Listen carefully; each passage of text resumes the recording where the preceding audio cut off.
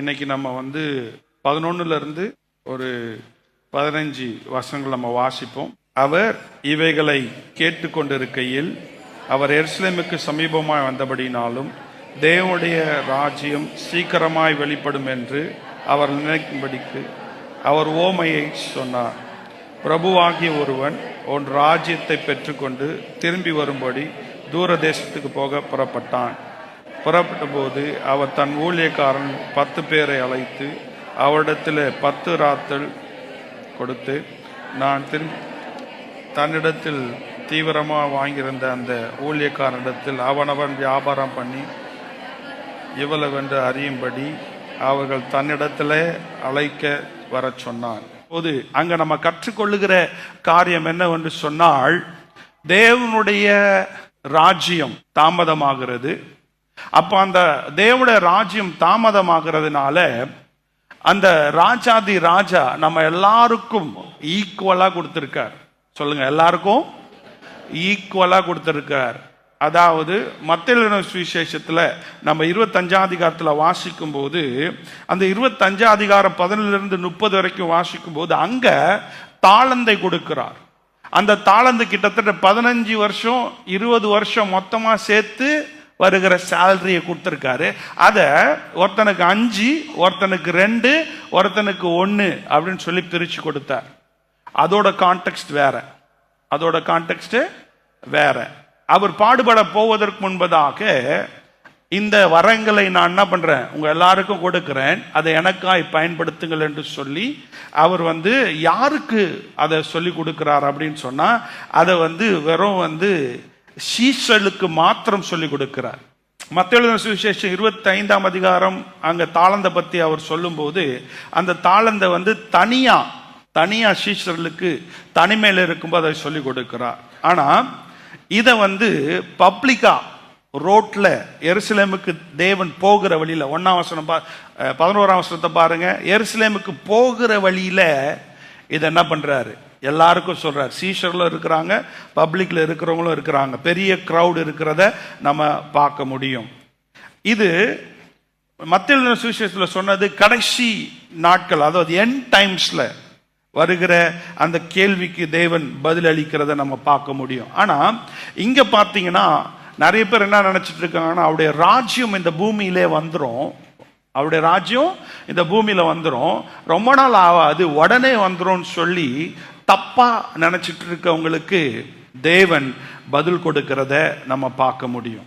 இந்த மத்தேயு சுவிசேஷத்துல அவர் சொல்றாரு, நீங்க எல்லாரும் என்னோட சந்தோஷத்துக்கு வாங்கன்னு சொல்லி. ஆனா இங்க லூக்கா சுவிசேஷத்துல அவர் சொல்றாரு, உங்களுக்கு நான் என்ன பண்றேன், 10 ராஜ்யத்துக்கு பொறுப்பாளியாக உங்களை மாற்றுகிறேன் என்று சொல்லி இங்கு இயேசு கிறிஸ்து சொல்லுகிறதை நாம் பார்க்க முடியும். அப்போ 11ஆம் வசனத்தை எல்லாரும் பாருங்க. 11ஆம் வசனத்துல நம்ம கத்துக்கிற காரியம் என்னன்னா, அப்படின்னா அந்த முதல் வசனத்துல என்ன சொல்லப்பட்டிருக்குன்னு சொன்னா, அந்த ஒருத்தர் வாசிங்க அந்த 11ஆம் வசனத்தை.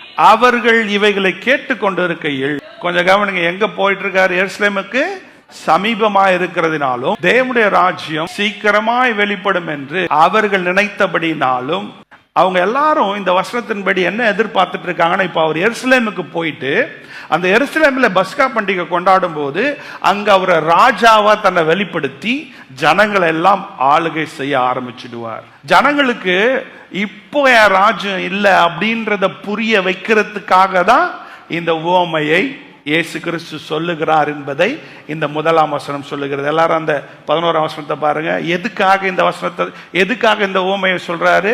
My kingdom is not now, my kingdom is coming. Amen. Hallelujah. And you want to use the parable to explain why my kingdom is not now, why my kingdom is coming அப்படின்றத அவர் அழகா எடுத்து சொல்றத நம்ம பார்க்க முடியும். ஆமென். 12வது வசனத்துல நாம் வாசிக்கிறோம். 12வது வசனம் இப்படியா சொல்லுகிற, பிரபுவாகிய ஒருவன் ஒரு ராஜ்யத்தை பெற்றுக்கொண்டு திரும்ப வரும்படி தூர தேசத்துக்கு போக புறப்பட்டான் அப்படின்னு சொல்லி அவர் ஆரம்பிக்கிறார். ஒரு ராஜா அவர் ராஜ்யத்தை ஆரம்பிக்கிறதுக்கு முன்னாடி அந்த பொறுப்பை என்ன பண்றார் கொடுத்துட்டு அவர் என்ன பண்றாரு, அங்க ராஜாவை ஆளாம அவர் தூர தேசத்துக்கு போகிறார் அப்படின்றத முதல்ல அவர் ஸ்டார்ட் பண்றதை நம்ம பார்க்க முடியும். அப்ப என்ன சொல்ல வர்றாருன்னா, இந்த வசனத்தின்படி my kingdom is going to delay even though I can take right now control because he is God. இப்பயே என்னால இந்த ராஜ்யத்தை ஆள முடியும், ஆனா அது பிதாவின் சித்தம் அல்ல. அதனால நான் என்ன பண்றேன் இப்ப ஆளாம நாட் நவ் அவர் என்ன பண்றாரு, அங்கிருந்து அவர் போறதை நாம பார்க்க முடியும். ஆமென். அப்ப என்னோட முதல் பாயிண்ட் என்ன அப்படின்னு சொல்றது, the kingdom is delayed. தேவ ராஜ்யம் தாமதமாகிறது அப்படின்றத அவர் இந்த ஓமின் மூலமாக நமக்கு சொல்லி கொடுக்கிறார் அல்லது கற்றுக் கொடுக்கிறார். நம்ம அப்போஸ்தலர் புஸ்தகம் 1:9 நாம் வாசிக்கும் போது 8 9 வாசிக்க வேணாம், குறிச்சுக்கோங்க. இந்த இயேசு கிறிஸ்து எப்படி போனாரோ அது போலவே திரும்பி வருவார் என்பதை அங்கு தேவ தூதர்கள் அங்கு நிற்கிற சீஷர்களுக்கும் எல்லாருக்கும் சொல்லுகிறதை நாம் பார்க்க முடியும். அப்போ இந்த இயேசு கிறிஸ்துவனுடைய ராஜ்யம் என்பது ஒருவேளை ஆவிக்குரிய ரீதியாக இப்ப நடந்துட்டு இருந்தாலும், is kingdom is still happening in spiritually but not physically. It's taking place. கொஞ்சம் கவனிங்க, ஆவிக்குரிய பிரகாரமாக அவருடைய ராஜ்யம் இப்ப நடந்துட்டு தான் இருக்கு. ஆனா சரீர பிரகாரமாக அவருடைய ராஜ்யம் என்ன பண்ணல, வரல. ஆனா வசனம் சொல்லுது அது நடக்கும், அது வருது. சொல்ல அது வருது. ஆமென். நம் அஞ்ஞானிகளைப் போல வாழ்வதற்கு கர்த்தர் நம்மை அழைக்கவில்லை. கர்த்தர் அவருடைய ராஜ்யத்தை கட்டி எழுப்ப விரும்புகிறார்.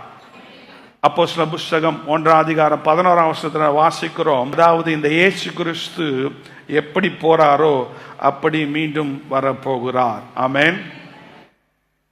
அப்போ இந்த இயேசு கிறிஸ்து இப்போ ஆவிக்குரிய பிரகாரமா ஆளுகை செய்கிறார், சரீர பிரகாரமா இல்லை அப்படின்னு நீங்க நினைக்கும் போது அவருடைய உண்மையான பிசிக்கல் பிரசன்ஸ் இல்லைன்னும் போது நம்ம உண்மையா ரெடியா வாழ்றோமா, இல்லை சோம்பேறியா, இல்லை அவர் வரும்போது பார்த்துக்கலாம் அப்படின்னு சொல்லி பல காரணங்கள் சொல்லி உங்க ஆவிக்குரிய வாழ்க்கையை வாழ்ந்துட்டு இருக்கீங்களா? அப்படி தேவன் லேட்டா வராருன்றதுனால உங்க விசுவாச வாழ்க்கை ரொம்ப ரொம்ப குறைஞ்சிருக்கா இல்லை அதிகரிச்சிருக்கா? இந்த இயேசு கிறிஸ்து வருவதற்கு தாமதமாகிறது என்பதை கேட்கும் போது நம்ம எல்லாருக்குள்ளாக காத்திருக்கிற அந்த காத்திருப்பின் அபிஷேகம் இருக்கிறதா? காத்திருப்புல அபிஷேகம் இருக்கு. ஆமென். காத்திருப்பது நமக்கு பிடிக்காது, ஆனா இயேசு வருகிறார் என்று சொல்லி நாம் காத்திருக்க வேண்டும். அதாவது அங்க அதுதான் சொல்றாரு, நான் போறேன், ராஜாவா இப்ப இருக்கலாம் என்னால, ஆனா நான் என்ன பண்ண போறேன், நான் போறேன் ஆனா திருப்பி வருவேன் அப்படின்றத அந்த 12வது வசனம் நமக்கு சொல்லி கொடுக்கிறதை நாம் பார்க்க முடியும். ஆமென். அல்லேலூயா. தேவனுடைய ராஜ்யம் வருகிறது. நிறைய நேரத்தில் தேவ பிள்ளைகளா இருக்கிற நாம் இயேசு கிறிஸ்துவை நம்ம முகமுகமா நம்ம சரீர பிரகாரமா பார்க்காததுனால அவரை பார்த்தா நமக்குள்ள உற்சாகம் வரும், அவரை பார்த்தா நம்ம ரெடி ஆகும் அப்படின்னு சொல்லி நினைக்கிறோம். கொஞ்சம் கவனிங்க, ஆவிக்குற பிரகாரமா தேவன் இருக்கிறார், அவர் வரப்போகிறேன் என்று சொல்லி இருக்கிறார், அவர் வருவார். ஆமென். அல்லேலூயா. சத்தம் அல்லேலூயா சொல்லுங்களேன். 2வது 13ஆம் வசனத்தை நம்ம வாசிக்கும் போது அந்த 13ஆம் வசனத்தில் சொல்றாரு, புறப்படும் போது அவன் தன் ஊழியக்காரனிடத்தில் 10 பேரை அழைத்து அவர்களிடத்துல 10 ராத்தல், அந்த மைனான்னு சொன்னதை 10 ராத்தல் திரவியம் கொடுத்து நான் திரும்பி வரும் அளவும், கொஞ்சம் கவனி, நான் திரும்பி வரும் அளவும் இதை கொண்டு வியாபாரம் பண்ணுங்கள் என்று சொன்னான். இப்போ இந்த ராஜ்யத்தை அவர் எடுத்திருக்கலாம், ஆனா அவர் சொல்றாரு இப்ப இல்ல, நான் என்ன பண்றேன், போயிட்டு வர போறேன். ஆனா போறதுக்கு முன்னாடி எத்தனை பேரை கூப்பிடுறாரு? 10 பேரை கூப்பிட்டு 10 பேருக்கு எத்தனை திரவியம் கொடுக்கிறாரு? எல்லாருக்கும் ஒண்ணு தான் கொடுக்கிறார். ஆமென். அல்லேலூயா. சோ அப்ப அவர் கூப்பிட்டு அவர்களுக்கு கிஃப்ட் கொடுக்கறத பார்க்க முடியும். வேலைக்காரர்களை கூப்பிட்டு அவர்களை இன்விடேஷன் கொடுத்து அழைச்சு, கொஞ்சங்களா இங்க பாருங்க, தேவன் கொடுக்கிற விலையேற பெற்ற அந்த கிஃப்ட, அந்த அந்த அங்க இருக்கிற அந்த சேவைக்காரர்களுக்கு தேவன் கொடுக்கிறதை பார்க்க முடியும். ஆமென், அல்லேலூயா. அதான் 13ஆம் வசனத்துல நம்ம பார்க்கிறோம். அப்போ எல்லாருக்கும் எப்படி கொடுத்தாரு? ஈக்குவலா கொடுத்தாரா, மாத்தி மாத்தி கொடுத்தாரா? ஈக்குவலா கொடுத்தார். அப்போ கொஞ்சம் கவனிங்க, ரொம்ப முக்கியமான ஒரு காரியம். இப்போ காலையில் அப்பா பேசினதுதான். நிறைய பேர் இந்த மைனா திரவியம் இதை கொண்டு நீங்க என்ன பண்ணுங்க, வியாபாரம் செய்யுங்க அப்படின்ற வார்த்தையெல்லாம் பயன்படுத்தும் போது நான் கொஞ்சம் போய் இன்னும் இது என்ன, இதை வந்து காசா கொடுத்துருக்காரு. அப்ப அது காசா இல்ல இது நம்ம கொடுக்கப்பட்டிருக்கிற பாடல் வரம், நம்ம கொடுக்கப்பட்டிருக்கிற திறமை, போதிக்கிற வரம், அல்லனா வந்து தீர்க்க தரிசனம் சொல்லுகிற வரம். அப்ப இதை தான் இவர் வந்து இங்க சொல்றாரா அப்படின்றத போய் நம்ம தியானிக்கும் போது அதெல்லாம் ஒரு மையப்படுத்தி சொல்லல. பிரதானமையானா வரங்களை அவன் கிருபைக்கு தக்கதாக தேவன் கொடுத்திருக்கிறார். ஆமென், அல்லேலூயா. ஈக்குவலா எல்லாருக்கும் சேமா எல்லாரும் பாடுங்க, எல்லாராலையும் பாட முடியும் அப்படி அவர் கொடுக்கல. எல்லாரும் தீர்க்க தரிசனம் சொல்லுங்க அப்படி அவரு கொடுக்கல. இங்க எல்லாருக்கும் பொருளாதாரத்தை தேவன் ஈக்குவலா கொடுத்திருக்காரா? பொருளாதாரத்தை எல்லாருக்கும் ஈக்குவலா, ஸ்டேட்டஸ் ஈக்குவலா கொடுத்திருக்காரா? இங்க என்ன சொல்றாரு? எல்லாருக்கும் ஈக்குவலா, எல்லாருக்கும் ஈக்குவலா. அப்ப நமக்கு கிறிஸ்தவ எல்லாருக்கும் ஈக்குவலா கொடுத்திருக்கிறதுக்கு என்ன அப்படின்னா ஒன்னே ஒண்ணுதான் ஃபிட் ஆகும். ஆமென். நான் பேசுறது உங்களுக்கு புரியுதான்னு தெரியல, கேக்குதானே தெரியல. ஒன்னே ஒண்ணுதான் ஃபிட் ஆகும். என்ன தெரியுமா? ரட்சிப்பு. தேங்க்யூ சிஸ்டர், அல்லேலூயா. வளர்றாங்க, ரட்சிப்பு. ஆமென். எல்லாருக்கும் ஈக்குவலா ஆண்டவர் அவரை அறிந்த பிள்ளைகளுக்கு கொடுத்தது ரட்சிப்பு. Hallelujah. It is a gift from God. அவங்க விலை கொடுத்து வாங்கினாங்களா? சேவைக்காரங்களுக்கு தகுதி இருந்துச்சா? இல்ல, அத gift ஆண்டவர் கொடுத்திருக்கார். அல்லேலூயா, அல்லேலூயா. அவர் போயிட்டாரு, அவர் மரித்தார், அடக்கம் பண்ணப்பட்டார், 3ஆம் நாள் உயிர் தெழுந்தார். அவர் என்ன பண்ணிட்டாரு? எல்லாரும் பார்க்கத்தக்கதாக போயிட்டாரு நினைச்சுக்காதீங்க. அவர் ஆவிக்குரிய பிரகாரமாய் நம்மோடு வாழ்ந்து கொண்டிருக்கிறார். நாம் அவரோடு பேச முடியும், நாம் அவரோடு உறவு கொள்ள முடியும். அந்த உறவு மேலான உறவாக இருக்கிறது. புரியுதுங்களா? அல்லேலூயா. இந்த தேவன் வெறும் ஆவிக்குரிய பிரகாரமா ஒண்டி நம்ம அனுபவிக்காம மாம்ச கண்களினாலே பார்க்கும் நாள் வருகிறது. மாம்ச கண்களினாலே பார்க்கும் நாள் வருகிறது. அல்லேலூயா. சத்தம் அல்லேலூயா சொல்லுங்களேன். ஒரு சில ஊழியர்கள் இயேசுவை பார்த்தேன் என்று சொல்லியும், அந்த இயேசு என்னோடு பேசினார் என்று சொல்லியும், நான் அவரோடு பேசினேன் என்று சொல்லி ஒரு கதையா நம்ம கிட்ட சொல்லுவாங்க. அது ஒரு தரிசனமா சொல்லுவாங்க. வசனத்தை வசனமா நம்ம போதிக்கணும். ஆமென், அல்லேலூயா. தேவனுடைய மாமிச கொஞ்சம் ஆவிக்குரிய கண்கள்ல பார்க்கிற பார்வை ஒண்ணு இருக்கு, மாம்ச பிரகாரமா பார்க்கிற பிரகாரம் இருக்கு. மாம்ச பிரகாரமா எப்ப பார்ப்போம் பைபிள் சொல்லுது? அவர் 2ஆம் வருகையில வரும்போது அவருடைய பிள்ளைகள் நம்ம என்ன பண்ணுவோம்? நாம் அவரை பார்ப்போம். அதே பைபிள் சொல்லுது, தேவனை கண்டவன் ஒரு நாளும் உயிரோடு. அப்போ இந்த வார்த்தைகளை நீங்க கேட்கும்போது கவனமா சரியா யோசிக்கணும். அப்போ இவங்க நான் பார்த்தேன்னு சொல்றாங்க, அவர் என்கிட்ட பேசுறேன்னு சொல்றாங்க. அப்போ அவங்க ஆவியில பார்த்திருக்காங்க. எப்படி? ஆனா அதை அவங்க சொல்லும் போது ஏதோ மாம்சத்துல பார்த்த மாதிரி, அவர் என்னவோ அவங்க அப்பா மாதிரி, அவங்க ஃப்ரெண்டு மாதிரி உட்காந்து பேசுற மாதிரி, அதை வந்து தரிசனத்தை பார்த்ததெல்லாம் நமக்கு மாம்சத்துல நடந்தது மாதிரி பேசுவாங்க. ஆமென். அது சின்ன கொஞ்சம் பிழை. ஏன்னா நான் ஆவியில பார்த்தேன்னு சொன்னா கொஞ்சம் வல்லமை அவங்களுக்கு கம்மியா இருக்கும். எனக்கு வல்லமை இல்லை. அதை வந்து ஜனங்களுக்கு வந்து அதை வந்து நான் மாம்சமா பார்த்த மாதிரி பேசினாதான் ஜனங்க இன்ட்ரெஸ்டா கேட்பாங்க அப்படின்னு ஒரு பழக்கம் வந்துருச்சு. அப்படி இல்லை சொல்லுங்க, அப்படி இல்லை. நம்ம எல்லாரும் சொல்லுங்க, நம்ம எல்லாரும் சத்தமா தான் சொல்லுங்க, ஒரு நாள் இந்த இயேசுவை முகமுகமாய் பார்க்க போவோம். ஆமென், அல்லேலூயா. ஸோ இப்போ இந்த தேவன் நமக்கு எல்லாருக்கும் ஈக்குவலா ஒரு ரெஸ்பான்சிபிலிட்டி கொடுத்திருக்காரு. இந்த சுவிசேஷத்தை நம்ம எல்லார் கையிலையும் கொடுத்திருக்கார். ஆமென். இந்த சுவிசேஷம் சொல்வதற்கான நேரத்தை, இந்த சுவிசேஷத்தை மற்றவர்களுக்கு பறைசாற்றுவதற்கான நேரத்தை, அதுக்கான எல்லா ரிசோர்ஸையும் தேவன் நம்ம கையில கொடுத்திருக்கிறார். ஆமென். அல்லேலூயா. சொல்லுங்க, என் கையில கொடுத்திருக்கார். ஆமென். நம்புறீங்களா? விசுவாசிக்கிறீங்களா? ஸோ ரொம்ப முக்கியமான ஒரு காரியம். ஏன்னா நம்ம எப்படி நினைக்கிறோம்னா, சர்ச்சுக்கு வரவங்க இந்த சுவிசேஷம் சொல்றது பாஸ்டருடைய வேலை, இந்த சுவிசேஷம் சொல்றது பாஸ்டர் கீழே இருக்கவங்களுடைய வேலை, இந்த சுவிசேஷம் சொல்றது அவங்களுக்குன்னு அந்தந்த ஸ்தானம் இருக்கு, அவங்க தான் அதை சொல்லணும், அந்த சுவிசேஷத்தினுடைய வேலையை அவங்க தான் பண்ணணும், அதுக்கான பிரதான அழைப்பை அவங்களுக்கு தான் ஆண்டவர் கொடுத்திருக்காரு. இப்போ இந்த வசனம் என்ன சொல்லுது?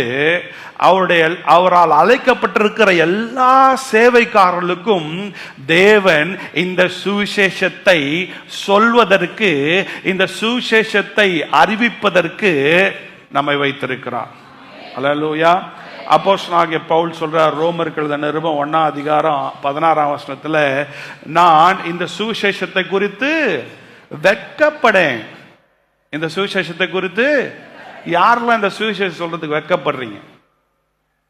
கர்த்தர் நம்ம சேவைக்காரனா நம்ம கையில இந்த சுவிசேஷத்தை கிருபையா கொடுத்திருக்கிறார், இலவசமா கொடுத்திருக்கிறாரு, கிஃப்டா கொடுத்திருக்கிறாரு. இந்த சுவிசேஷத்தை உங்க கையில, வாலிபலா இருக்கிற உங்க கையில, வாலிப பெண்ணா இருக்கிற உங்க கையில, வாலிப சகோதரனா இருக்க உங்க கையில, உங்க எல்லாருக்கும் இதை கிஃப்டா கொடுத்திருக்காரு. காசை தான் கொடுத்தா வியாபாரம் பண்ணலாம், பொருளாதார காரியத்தை கொடுத்தாதான் வியாபாரம் பண்ணலாம். தமிழ்ல இன்னும் நல்லா தான் இருக்கு. விநியோகித்தல், பயன்படுத்துதல் அப்படின்ற கிரேக்க பாஷையை தான் என்ன பண்ணிருக்கிறாங்க, வியாபாரம் பண்ணுங்கள் அப்படின்ற வார்த்தைக்கு சரியான தமிழ் பதம் என்னன்னா பயன்படுத்துங்கள். ஆமென். அல்லேலூயா. பயன்படுத்தவும் செய்யலாம், பயன்படுத்தாமையும் இருக்கலாம். அப்போ இந்த சுவிசேஷத்தை என்ன பண்ணணுமா, வர்த்திக்க பண்ணணும்னா, மல்டிப்ளை பண்ணணும்னா பயன்படுத்த வேண்டும். அல்லேலூயா. சத்தமா அல்லேலூயா சொல்லுங்களேன். ஸோ இந்த காலவெளியில கர்த்தர் நமக்குள்ளாக, நம்மோடு, நம்ம குடும்பத்தோடு பேசுகிற ஒரு காரியம். பாட்டு பாடுற மாதிரி சில சமயத்தில் நம்ம மறந்துடுறோம். நானும் என் வீட்டாரும் என்றால் கர்த்தரையே, அப்படின்னா நம்ம என்ன சொல்ல வரோம்? ஆண்டவரே, நாங்கள் உமக்காக பயன்பட எங்களை நாங்கள் அர்ப்பணிக்கிறோம். நீர் கொடுத்த இந்த சுவிசேஷத்தை, எங்க கையில கொடுத்துட்டு போயிருக்கிற இந்த சுவிசேஷத்தை நாங்கள் அதை எடுத்து பயன்படுத்துவோம் என்கின்ற அந்த ஒரு சிந்தையை கர்த்தர் நமக்குள்ளாக கொடுத்திருக்கிறார். ஆமென். அல்லேலூயா. எத்தனை பேர் நம்புறீங்க? எத்தனை பேர் விசுவாசிக்கிறீங்க? 2026 ஆண்டவர்கிட்ட ஜெபம் பண்ணுங்க. ஆண்டவரே, எனக்குள்ளாக சுவிசேஷத்தின் வல்லமை கொடுத்திருக்கிற அந்த சுவிசேஷம் வல்லமை என்னை வாழ வைக்கிறது, அந்த சுவிசேஷத்தின் வல்லமை என்னை மற்றவர்களோடு கூட சமாதானமாய் வாழ செய்கிறது. இந்த சுவிசேஷத்தின் வல்லமை தான் எனக்கு நித்திய நம்பிக்கையை கொடுத்திருக்கிறது. நான் இந்த பூமியில சந்தோஷமாய் வாழ்வதற்கான வழி பணமோ பொருளோ பொருளாதாரமோ என் பிள்ளைகளோ உலக உறவோ அல்ல. எனக்கு கொடுத்திருக்கிற பிரதான நம்பிக்கை சுவிசேஷத்தின் நம்பிக்கை. அல்லேலூயா. அந்த நம்பிக்கை தினந்தோறும் நான் பலவீனப்பட்டிருந்தாலும் சுகவீனப்பட்டிருந்தாலும் காலையில் எழுந்திருக்கும் போது எனக்குள்ள ஆண்டவர் பேசுறாரு, இந்த பூமி உனக்குரியதல்ல, உனக்காக நான் உறைவிடத்தை ஆயத்தப்படுத்துகிறேன். மகளை ஏன் சின்ன பண்ணு, தொடர்ந்து போ. உன் பிரச்சனை இருந்தாலும் பரவாயில்ல, உன் போராட்டம் இருந்தாலும் பரவாயில்ல, உறவுகள் சிதைக்கப்பட்டிருந்தாலும் பரவாயில்ல, உறவுகள் இணைக்கப்பட்டிருந்தாலும் பரவாயில்ல, பணம் இருந்தாலும் பரவாயில்ல, பணம் இல்லைனாலும் பரவாயில்ல, மக்கள் உன்னை தூற்றி பேசினாலும் பரவாயில்ல, மக்கள் உன்னை உயர்த்தி பேசினாலும் பரவாயில்ல சொல்லி உனக்கு முன்னேறுகிற நம்பிக்கையை இந்த சுவிசேஷத்தின் வல்லமை தருகிறது. அல்லேலூயா. அந்த நம்பிக்கை இல்லைன்னா டெய்லி காலையில ஏந்திரிக்க முடியாது. அந்த நம்பிக்கை இல்லைன்னா படுத்ததுதான், ஏந்திரிக்கவே முடியாது. புரியுதா? புரியலையா? நீங்க நினைக்கிறீங்களா உங்க வாழ்க்கையில சமாதானத்தை பணம் கொடுத்துருச்சு, என் உறவுலாம் சரியா இருக்கனால தான் நான் என்ன பண்றேன், சந்தோஷமா வாழ்றேன்? இல்லைங்க, இல்லவே இல்லை. உங்களுக்குள்ள இருக்கிற சுவிசேஷத்தின் வல்லமை, உங்களுக்குள்ள இருக்கிற ரட்சிப்பின் வல்லமை. அப்ப அந்த ரட்சிப்பின் வல்லமைய நம்ம விநியோகம் செய்யணும், பயன்படுத்தணும். பக்கத்து சொல்லுங்க, நான் பயன்படுத்த வேண்டும். நான் பயன்படுத்த வேண்டும். ராஜாதி ராஜா வரப்போகிறார். கணக்கு கொடுக்கிற நாட்கள் வரப்போகிறது.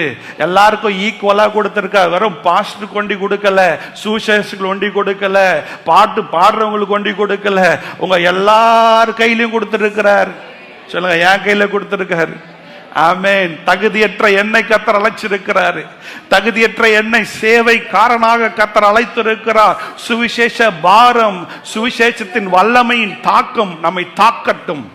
ஆண்டோட சமூகத்தில் அதற்காக நாம் ஜெபிக்கிறவர்களாக இருக்க வேண்டும். ஆமென். அப்போ என்னுடைய கேள்வி, தேவன் கொடுத்திருக்கிற இந்த சுவிசேஷத்தின் வல்லமை நாம் எப்படி பயன்படுத்துகிறோம்? அந்த உனக்கு கொடுத்திருக்கிற நேரத்தை எப்படி பயன்படுத்துறீங்க? அப்போ வேலை நம்ம எல்லாருக்கும் என்னன்றதை இந்த வசனம் சொல்லுது. நீங்க வியாபாரம் பண்ணலாம், நீங்க சாஃப்ட்வேர் கம்பெனியில் வேலை செய்யலாம், ஒருவேளை ரோட்ல ஏதாவது ஒரு காரியத்தை போட்டு விற்கலாம், இல்லை நீங்க ஒரு காலேஜில் போய் படிக்கலாம், எந்த வேலை வேணா செய்யலாம். கொஞ்சம் கவனிங்க, நான் ரொம்ப முக்கியமான பாயிண்ட் சொல்றேன். நீங்க எந்த வேலை வேணா கிறிஸ்தவங்களா செய்யலாம். கொஞ்சம் கவனிங்க, அந்த வேலை முதல்ல உங்களுக்கு கொடுக்கல. முதல்ல தேவன் கொடுத்திருக்கிற வேலை சொல்றேன், போய் வியாபாரம் பண்ணுங்கள். எனக்கு உங்க கையில கொடுத்திருக்கிற அந்த சுவிசேஷத்தை மற்றவர்களுக்கு போய் என்ன பண்ணுங்க, சொல்லுங்கன்ற வேலையை தான் நம்ம எல்லாருக்கும் கொடுத்திருக்காரு. ஆமென். அல்லேலூயா. கொஞ்சம் கவனிங்க, இயேசு கிறிஸ்து சரீர பிரகாரமா ராஜாதி ராஜா வரும்போது உங்களை பார்த்து எத்தனை மாடி கட்டினீங்க, எந்த கார்ல போனீங்க, உங்க பிள்ளைங்களை எவ்வளவு படிக்க வச்சீங்க, எவ்வளவு சம்பாதிச்சீங்க அப்படின்றத கணக்கு கேட்க மாட்டாரு. ஆனாலும் தாயின் கருவில் தோன்றும் முன்னே, உலக தோற்றத்துக்கு முன்னாடி, ஜாதிகள் ஜனங்கள் இந்த உலகம் தோன்றத்துக்கு முன்னாடி உன்னை முன்குறிச்சு வேர்பிரிச்சு உனக்கு ஒரு கிஃப்ட கொடுத்தன. அந்த கிஃப்டுக்கு உனக்கு தகுதியே இல்லையே, அந்த கிஃப்ட அப்படியே வச்சுக்கிட்டியா, இல்லைன்னா அதை பயன்படுத்தினியா? எனக்காய் நீ வேலை செய்தாயா, அதை நீ பயன்படுத்தினாயா என்று சொல்லி தேவன் நம்ம பார்த்து கேட்கிற நாட்கள் வரும். ஆமென். அல்லேலூயா. உன் பிள்ளைங்களை எப்படி பார்த்த? உங்க பிள்ளைங்களுக்கு நல்ல சுட சுட டெய்லி சோறு கொடுத்தியா? நல்ல புது புது ட்ரெஸ் வாங்கி கொடுத்தியா? கேட்கவே மாட்டார். ஆமென். கேட்கவே, அதெல்லாம் செய்யுங்க. ஆனா கேட்பாரு, உன் பிள்ளைக்கு என்னை பத்தி சொல்லி கொடுத்தியா? உன் பிள்ளைக்கு வசனத்தை சொல்லி கொடுத்தியா? உன் பிள்ளைக்கு சுவிசேஷத்தை சொல்லி கொடுத்தியா? உன் பிள்ளைக்கு இந்த உலகத்தில் இருக்கிற எல்லாவற்றை பார்க்கலும் என்னுடைய வார்த்தையும் என்னுடைய ரட்சிப்பும் சுவிசேஷத்தின் வாழ்க்கை பிரதானம் என்பதை நீ சொல்லி இருக்கியா? செய்கையில காட்டி இருக்கியா? ஆமென். கிறிஸ்தவனா எல்லா மதத்துக்கு போற மாதிரி சண்டேல ட்ரெஸ்ஸை போட்டு வந்து உக்காந்துக்கிட்டு ஒரு 4 பாட்டு பாட்டு, தப்பா சொல்ல, ஒரு 4 பாட்டு பாட்டு அப்படியே போயிடலாம், அதோட முடிஞ்சிச்சா கிறிஸ்தவம்? ஆமென். என்கிட்ட கொடுத்திருக்கார், உங்ககிட்ட கொடுத்திருக்கார், அதை பயன்படுத்துவோம். அல்லேலூயா. அல்லேலூயா. அப்போ நான் வாழ்கிற வாழ்க்கை தேவனுக்கான ஒரு சீக்ரெட் மிஷன் ஆண்டவர் கொடுத்திருக்கார். ஆமென். எனக்கு ஒரு மிஷன் கொடுத்திருக்கார். நான் வாழ்ற வாழ்க்கைக்கான அர்த்தத்தை கொடுத்திருக்கார். மத்தேயு சுவிசேஷம் 28ஆம் அதிகாரம் 19ஆம் வசனத்துல நமக்கு ஒரு மிஷன் கொடுத்திருக்காரு, நமக்கு ஒரு கட்டளை கொடுத்திருக்காரு. ஆமென். அதுக்கு பேர் பிரதான கட்டளை. அதை யார் பண்ணணும், யார் பண்ணக்கூடாது, நான் பண்ணலாமா பண்ணக்கூடாதா, படிக்கிறவங்க பண்ணலாமா படிக்காதவங்க பண்ணலாமா, படிச்சவங்க தான் பண்ணணுமா, பணம் இருக்கிறவங்க ஒண்டி தான் பண்ணணுமா, இந்த தேசத்தில் இருக்க மக்கள் ஒண்டி தான் பண்ணணுமா, மற்றவங்க அப்படி இல்லை. அவர் சொல்றாரு, உலகமெங்கும் போய் சகல ஜாதியும் சீஷராக்கி பிதா குமாரன் பரிசுத்த ஆவி நாமத்தினாலே ஞானஸ்நானம் கொடு, அவங்களுக்கு என்ன பண்ண, சுவிசேஷத்தை சொல்லு. இன்னைக்கு நிறைய பேர் உட்கார்ந்துட்டு இருக்கான், ஆண்டவரே நீர் என்னை அழைத்திருக்கிறீரா, யாராச்சும் ஒருத்தவங்க என் தலையில கையை வச்சு தீர்க்க தரிசனமா சொல்லட்டும், மகளே மகனே உன்னை நான் பெயர் சொல்லி அழைத்திருக்கிறேன், உன்னை இந்த ஊழியத்துக்கு அழைச்சிருக்கேன். வெயிட் பண்ணாத, லோக்கலா யாரா தலையில கையை வச்சு சொல்லணும், வெயிட் பண்ணாத. 2000 வருஷத்துக்கு முன்னாடியே அவருடைய பிள்ளைகளை எல்லாம் கர்த்தர் அழைச்சிருக்கிறார். ஆமென். யாருக்கு இதை சொல்றாரு? யாருக்கு சொல்றாரு? யாருக்கு சொல்றாரு? நெஞ்சில கையை வச்சு சொல்ல எனக்கு சொல்றாரு. ஆமென். நாசியில சுவாசம் உள்ள மனுஷன் சொல்வதற்காக வெயிட் பண்ணாதீங்க. ஏதோ அறகுறையான தரிசனம், 10 தரிசனம் பார்த்தீங்கன்னா அதுல ஒரு தரிசனம் நடக்கும், நடக்காம போகலாம். கொஞ்சம் கவனிங்க. ஏற்கனவே அவர் மெய்யான வார்த்தையை சொல்லியிருக்கார், அழியாத வார்த்தையை சொல்லியிருக்கார். நீங்கள் உலகம் முழுவதும் போகணுமா, உங்களுக்கு கொடுத்திருக்க அந்த மைனாவை பயன்படுத்தணுமா? ஆமென், அல்லேலூயா. வேலை ஸ்தலத்துல, படிக்கிற இடத்துல உங்களுக்கு வேலை, எனக்கு வேலை சுவிசேஷம் சொல்வது. ஆமென். கர்த்தர் செய்த நன்மையை சொல்வது, கர்த்தர் அழைத்த அழைப்பை சொல்வது, கர்த்தர் செய்த அற்புதத்தை சொல்வது, கர்த்தர் மாற்றின துர்குணங்களை ஜனங்களுக்கு சொல்வது, கேடுகட்ட வாழ்க்கை வாழ்ந்து கொண்டிருந்த என்னை நித்திய வாழ்க்கைக்கு பங்காளியாய் மாற்றினார் என்கின்ற உங்க சாட்சியை சொல்வதற்கு கர்த்தர் அழைச்சிருக்காரு. அதுக்கு மைக் வேணுமா? ஆமென். மைக் இருந்தா தான் சொல்லுவீங்களா? ஒரு சிலருக்கு மைக் பிடிச்சா வேண்டிதான் வரும். ஆமென். இல்லைங்க, கர்த்தருடைய அக்கினி எனக்குள்ளாய் பற்றி எரிந்து கொண்டே இருக்கிறது. அவர் கொடுத்திருக்கிற அந்த சுவிசேஷத்தின் அக்கினி எனக்குள்ளாய் பற்றி எரிந்து கொண்டே இருக்கிறது. அந்த வல்லமை எனக்குள்ள இருக்கும்போது அந்த அக்கினி மழை வந்தா அணையாது, வெயில் அடிச்சா அணையாது, எந்த பிரச்சனை எந்த போராட்டம் வந்தாலும் அணையாது. அது எரிஞ்சுக்கிட்டே தான் இருக்கும். அல்லேலூயா. அது அணைக்கவே முடியாது. அது தேவனால் கொடுக்கப்பட்டிருக்கிற அக்கினி. ஆமென், அல்லேலூயா. 2 பாயிண்ட்ல டைம் ஆயிடுச்சு. இந்த தேவன் தொடர்ந்து இந்த அக்கினி பற்றி எரிய நம்ம அழைத்திருக்கிறார். ஆமென், ஆமென். கடைசி அந்த வசனம் வாசிச்சுட்டு 2வது பக்கத்தை அடுத்த வாரம் நான் பேசுறேன். ரொம்ப நேரம் நான் கொண்டு போகணும்னு நான் விரும்பல. கொஞ்சம் கவனிங்க. இந்த நாளில் கர்த்தர் நம்ம எல்லாரும் சுவிசேஷ வேலை செய்வதற்காக அழைக்கிறார். 2 தீமோத்தேயு புஸ்தகம் 2ஆம் அதிகாரம் 2ஆம் வசனத்தை ஒருத்தர் வாசிங்க. 2 தீமோத்தேயு புஸ்தகம் 2ஆம் அதிகாரம் 2வது வசனம். நீ என்னிடத்தில் கேட்டவைகளை மற்றவர்களுக்கு போதிக்கத்தக்க உண்மை உள்ள மனுஷரிடத்துல ஒப்புவி. ஆமென், அல்லேலூயா. ஆமென். கர்த்தர் நம்மை அழைத்திருக்கிறார். நமக்குள்ளாக சுவிசேஷ அக்கினியை வைத்திருக்கிறார். ஈக்குவலா, எல்லாரும் சொல்லுங்க, ஈக்குவலா நமக்குள்ள சுவிசேஷத்தின் வல்லமையை வச்சிருக்கார். ஆமென். ஆனா நம்ம தான் அதை கண்ணோக்கி பார்க்கல, அதோட வேல்யூ நமக்கு தெரியல. ஒரு சிலருக்கு அந்த சுவிசேஷத்தின் அக்கினி அணைஞ்சிருக்கு. உலகத்தை பார்த்து பார்த்து பார்த்து நல்லா டேஸ்டா சாப்பிட்டு சாப்பிட்டு நல்லா ட்ரெஸ்ஸை உடுத்தி நல்லா கம்ஃபர்டபுளா வாழ்ந்து வாழ்ந்து இதெல்லாம் நமக்கு போட்ட பிச்சை. ஆமென், அல்லேலூயா. இந்த உலக ஆசீர்வாதங்கள் ஆண்டவர் போட்ட பிச்சை. இன்னைக்கு அந்த பிச்சையா போட்டது இன்னைக்கு கௌரவமா மாறி பெருமையா மாறி நான் என்ன பண்ணுவேன் தெரியுமா, நான் யார் தெரியுமா அப்படின்னு வந்து நிக்கிது. அதனால நமக்குள்ள இருக்கிற அந்த அக்கினி எரிஞ்சிட்டு இருந்தாலும் இந்த உலக ஆசை தக தக தகன்னு எரியறனால அந்த சுவிசேஷத்தின் வல்லமை மெதுவா எரிஞ்சிட்டு இருக்கு. ஆமென். நம்ம பிள்ளைங்களுக்கும் உலக ஆசையை அதிகமா நெருப்பு ஊட்டி எழுப்புறோம். ஆனா நம்ம பிள்ளைங்களுக்கு, ஆமென், யாரெல்லாம் உங்க வீட்டில் உங்க பிள்ளைங்களுக்கு மிஷினரிங்கள் புக்கை வாங்கி கொடுத்துருக்கீங்க? பார்த்தலோமியோ சீகன் பால் கையர். அவர் இல்லைன்னா தமிழ்நாட்டில் கண்டிப்பா எழுப்புதலே வந்திருக்கு. அது ஏன்? பைபிள் உங்க கையில இருந்தனாலதான் எழுப்புதலே வந்துச்சு. ஆனா அவர் டிரான்ஸ்லேட் பண்ணும்போது யாருக்குமே அவரை தெரியாது. ஆமென், யாருக்குமே அவரை தெரியாது. ஏதோ ஒரு பைத்தியக்காரன் ஜெர்மன்ல இருந்து வந்து கடல் மணல்ல உட்காந்துக்கிட்டு தமிழ் கத்திக்கிட்டு என்ன இவன் பைத்தியக்காரன் மாதிரி பண்ணிட்டு இருக்கான். ஆனா அவர் மரிக்கும் போது தான் தெரிஞ்சிச்சு தமிழ் பைபிளை மொத்தமா நம்ம கையில கொடுத்துட்டு போயிருக்கார். ஆமென், அல்லேலூயா. அவர் வாழும்போது அழகா பாடினாருப்பா, அழகா பிரசங்கம் பண்ணாருப்பா அப்படின்னு சொல்லி உயர்த்துறதுக்கோ புகழுக்கிறதுக்கோ யாரும் இல்லை. ஆனா இப்ப அவர் இல்லை. உங்க கையில அவர் செய்த அவருக்குள்ள இருந்த சுவிசேஷத்தின் அக்கினி அவர் என்ன செய்யணுமோ அதை உங்க கையில கொடுத்துட்டு போயிட்டார். ஆமென், அல்லேலூயா. அவரை பத்தி உங்க பிள்ளைங்களுக்கு கத்துக் கொடுக்க மாட்டீங்களா? வேஸ்ட், பிரயோஜனம் இல்ல. சயின்ஸ் படிச்சா பிரயோஜனம், மேத்தமெட்டிக்ஸ் படிச்சா பிரயோஜனம். ஆனா ஒரு பார்த்தலோமியோ சீகன் பால் கையர் நம்ம எல்லாருக்கும் நித்திய நம்பிக்கைக்கான ஒரு வழியை காட்டினாரு. அவர் முக்கியம் இல்லை. ஆமென், அல்லேலூயா. வில்லியம் கேரி முக்கியம் இல்லை, சொல்லிட்டே போகலாம். ஆனா நம்ம பிள்ளைங்களுக்கு அவங்கள பத்தி தெரியுமா? ஆமென். நம்ம என்ன நம்புறோம்னா இந்த உலகத்தில் இருக்கிற படிப்பு நம்ம பிள்ளைகளை பெருசாக்கும். ஆமென். நான் சொல்றேன், திருப்பி சொல்றேன், உபாகமத்தின் புஸ்தகம் 6ஆம் அதிகாரத்தை வீட்டில் போய் வாசி பாருங்க.